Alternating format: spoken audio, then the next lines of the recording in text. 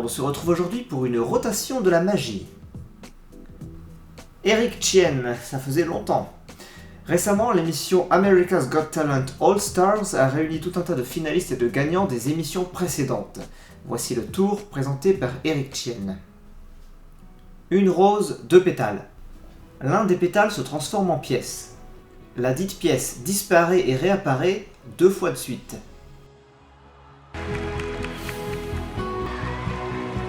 Sauf qu'à la deuxième réapparition, elle se transforme en enveloppe.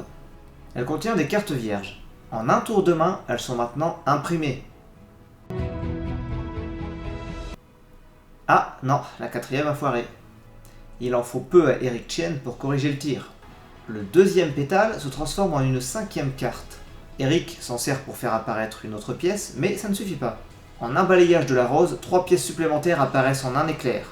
Et ces 4 pièces se transforment ensuite en une photo du jury.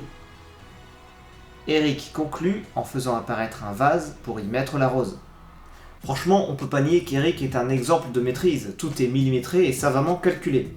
Dans ce tour, il y a 2 éléments principaux, le premier c'est la dextérité d'Eric, et le deuxième est un gimmick surpuissant. Reprenons le tour depuis le début. Le setup de ce tour c'est juste une table. Enfin une table.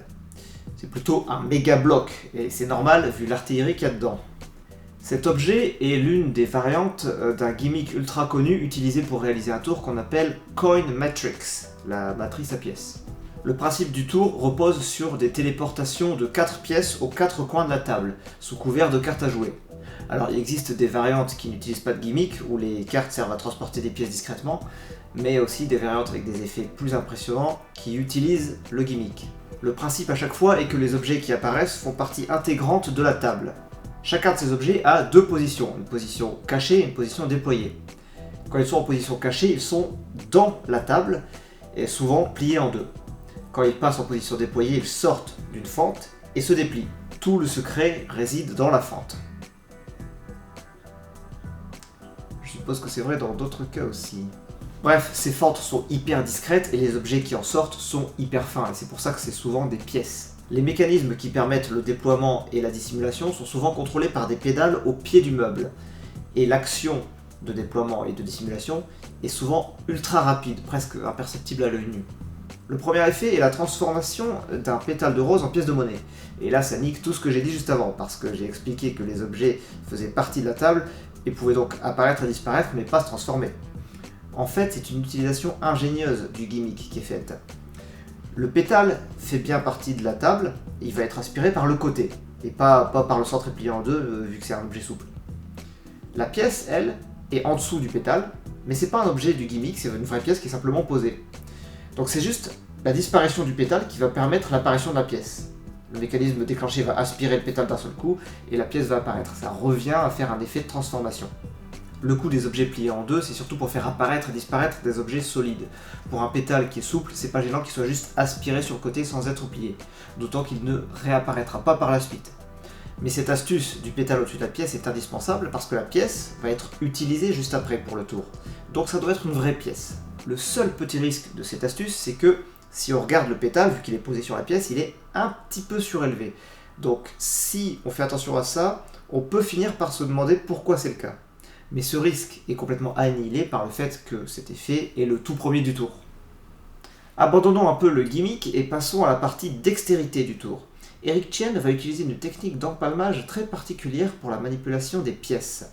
D'ailleurs, c'est pas vraiment un empalmage dans le sens où la pièce n'est pas posée dans la paume, mais plutôt dissimulée par un doigt. En fait, la pièce est mise à plat sur la tranche et l'un de ses doigts va passer devant, ce qui va la dissimuler complètement. Quand une pièce est à plat, il suffit d'un doigt pour cacher l'épaisseur.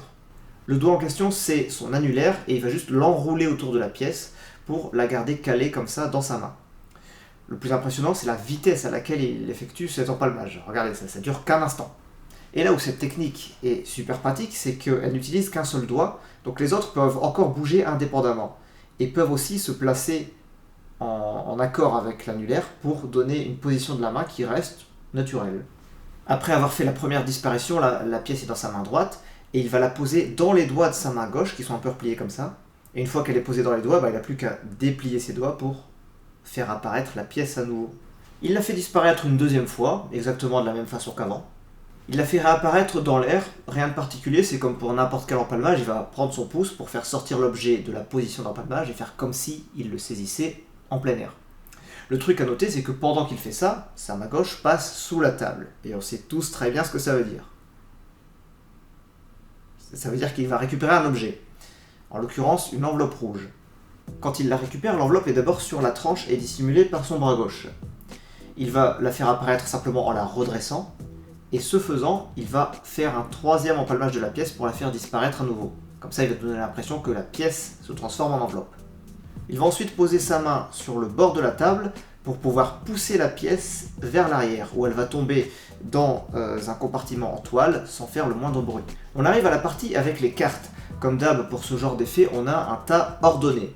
Je vous donne l'ordre des cartes du bas vers le haut. La première carte est vierge des deux côtés. Les 4 suivantes ont une face vierge et une face avec une partie du motif avec le logo AGT All Stars. Le logo est dirigé vers le bas et la partie vierge vers le haut. Du coup, si on égalise ce tas, on ne voit que des faces vierges des deux côtés. Pour donner l'illusion d'un jeu entièrement vierge, il va étaler les cartes, et vu que les motifs sont dirigés vers le bas, on ne voit que les faces vierges. Mais l'illusion n'est pas encore assez forte. Eric va faire des manipulations où les cartes vont être tournées à 360 degrés pour qu'on soit sûr que chacune d'entre elles est vierge des deux côtés. Sauf que non.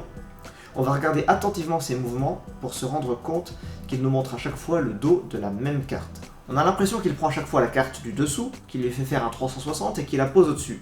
Mais en réalité, c'est tout le tas qu'il prend. Il ne laisse qu'une carte au contraire. Il fait tourner tout le tas et le repose au-dessus.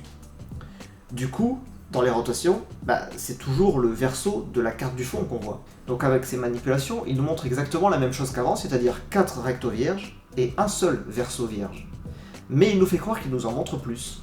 Ceci dit, cette manipulation ne sert pas qu'à renforcer l'illusion des cartes vierges, elle sert aussi à changer l'ordre du tas. Parce que les 3 cartes du dessus arrivent en dessous, à la fin. L'ordre a donc changé, on a maintenant 3 cartes avec des motifs, une carte double vierge et la 4e carte avec un motif. Il va faire passer le tas sous sa main tout en le retournant à 180 degrés, ce qui veut dire que les motifs vont maintenant être dirigés vers le haut et vont donc devenir visibles. Du coup, on se retrouve avec 3 motifs visibles, une carte vierge et le 4e motif en dessous. Il va distribuer les 3 premières cartes avec un motif, mais du coup la 4e c'est celle qui est vierge, donc il va faire croire qu'il y a un problème. En réalité, les 2 dernières cartes vont être manipulées comme si c'était une seule, c'est une levée double. Eric prend donc ces 2 cartes à part comme si c'était une seule, il va discrètement récupérer celle du dessous, donc celle avec le motif, et la garder dans sa main droite. Je reconnais que l'action est hyper subtile, et on a vraiment du mal à la voir dans la vidéo. Mais si on regarde l'ombre des cartes sur sa chemise, alors on voit qu'il y a une dissociation de 2 formes rectangles. Ouais non, on en est là, c'est chaud. Puisque la carte avec le motif est dans sa main, il n'a plus qu'à la poser sur la carte vierge et à retirer sa main pour que le motif devienne apparent. Question qu'on peut se poser, comment il arrive à superposer parfaitement les 2 cartes en levée double dans un mouvement aussi rapide? Comme on l'a vu dans des précédentes vidéos, il existe de petits aimants très fins utilisés en magie, notamment dans les gimmicks de cartes. Ces aimants peuvent être placés dans l'épaisseur des cartes, ce qui permet de les caler à différents endroits selon les besoins. En l'occurrence, je pense que ces 2 cartes étaient aimantées depuis le début. Elles ont un aimant dans chaque coin, comme ça quand on les pose, on est sûr que la superposition est parfaite. Donc au niveau de la dissociation, il faut forcer un peu, et après pour la replacer, par contre ça va tout seul, il a juste à faire ça et paf, c'est bon. Les 2 cartes étant réunies, Eric n'a plus qu'à les poser sur la table avec les 3 autres pour compléter le motif. Retour à la Coin Matrix, Eric fait disparaître le dernier pétale et fait apparaître une carte. Vu ce que j'ai dit précédemment, j'ai du mal à comprendre comment il arrive à faire apparaître un objet qui peut ensuite être détaché et manipulé. Alors peut-être que tous les objets de la Coin Matrix ne sont pas fixés dans le meuble, peut-être que certains sont juste attachés par des aimants et peuvent donc être détachés et manipulés. Toujours est-il que cette carte ne sert qu'à l'apparition finale. Il va la placer au-dessus d'un emplacement de pièce du meuble et la déployer. Il va ensuite poser la carte sur la pièce et avec un coup de rose va la faire voltiger pour faire apparaître les 3 pièces suivantes. Mais avant qu'il fasse ça, faisons pause dans la vidéo. Sur le plan en vue du dessus, on voit les reflets des tranches des pièces et du coup vous commencez peut-être mieux à comprendre comment le gimmick est foutu. C'est comme des formes de distributeurs en fait, sauf que les pièces sont pliées en 2 dedans. Alors évidemment ce ne sont pas des pièces normales, elles sont beaucoup plus fines. Eric va dégommer la carte par le côté comme ça, et pendant qu'elle glisse au-dessus de la table, il va déclencher le déploiement des 3 pièces suivantes. Je pense que c'est un seul bouton qui déclenche le déploiement de ces 3 pièces-là. et l'intervalle de temps entre chacune des 3 pièces a dû être calculé pour correspondre à peu près à la vitesse avec laquelle la carte passe au-dessus. Elles ne peuvent pas être déployées toutes les 3 en même temps parce qu'alors la troisième apparaîtrait avant que la carte l'ait atteinte. Mais l'intervalle doit être infime, c'est vraiment des fractions de seconde. L'effet final est la transformation des 4 pièces en une photo. C'est un peu le même principe que la disparition des pétales de rose, mais dans l'autre sens. C'est-à-dire que la photo apparaît par un seul côté et vient recouvrir les 4 pièces. Je pense que le côté par lequel apparaît la photo, c'est une longue fente en dessous des pièces. Et elle arrive comme ça, pour recouvrir le tout. Pendant que tout le monde regarde la photo, il va chercher un vase sous la table, le cache avec son avant-bras, et il n'a plus qu'à le redresser pour le faire apparaître. Il est quand même hyper mastoc ce meuble. Qu'est-ce qu'il a de particulier pour être aussi cher? Il produit des pièces. Pardon? De monnaie, des pièces de monnaie. Il produit des tableaux de l'artiste? Quoi? Non, attendez, vous êtes sûr que vous êtes magicien? Pas du tout, je veux juste acheter une table. J'ai l'impression que vous me testez. Alors je vais vous poser une question, et selon votre réponse, je saurai si vous en êtes un. Imaginez qu'une femme soit une carte à jouer. Vous lui posez quoi comme question? Je lui demande si elle est vierge des 2 côtés. C'est dégueulasse. Alors je me suis trompé, vous êtes pas magicien. C'est ce que je vous avais dit, hein. Ok, tirez-vous. C'était pas du tout un magasin de meubles. Voilà, c'est tout pour cette vidéo, j'espère évidemment qu'elle vous a plu. Quel que soit votre avis dessus, n'hésitez pas à le partager dans les commentaires ou avec simplement un like ou un dislike, c'est comme vous voulez. Si la vidéo vous a plu, vous pouvez la partager tout autour de vous. Pourquoi pas même vous abonner à la chaîne YouTube. Vous pouvez aussi me suivre sur Facebook, Twitter. Il y a également les pages Utip et Tipeee, ainsi qu'une page Twitch pour faire des lives. C'est l'heure maintenant de la petite animation pour remercier ces chers tipeurs.